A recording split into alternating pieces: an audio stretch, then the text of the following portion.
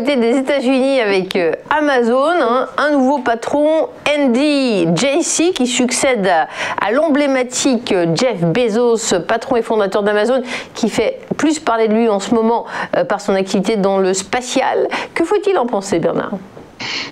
Alors en fait, on avait bien évidemment, tout le monde le sait, on en parle tout le temps sur le plan fiscal, politique, économique. On a un titre qui a profité largement de la crise du coronavirus et on avait eu un rebond spectaculaire à compter du mois de mars 2020. Mais depuis le mois de juillet, depuis début juillet 2020, on avait un titre qui était inscrit là aussi dans une phase de latéralisation. Donc un trading range, c'est ainsi que ça s'appelle en analyse technique. Et donc ça faisait 12 mois exactement que le titre évoluait dans un range entre un support à $2 900 et une résistance entre 3500 et $3 550.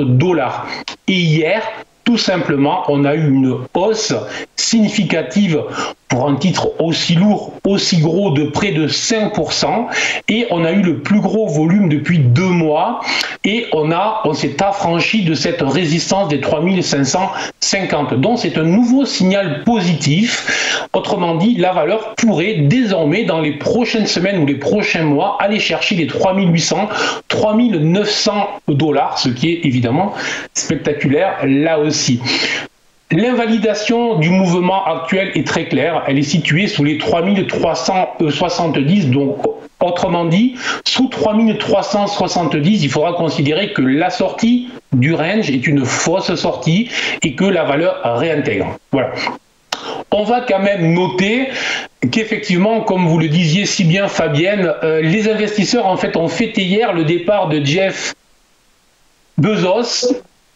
Mais en fait, à sa place, je me sentirais légèrement vexé, puisque le jour où je m'en vais, je vois que les investisseurs achètent lourdement l'entreprise que je quitte. Donc, est-ce que c'est... Bon, voilà. Je ne sais pas si c'est très, très, très gentil pour celui qui a fait tout.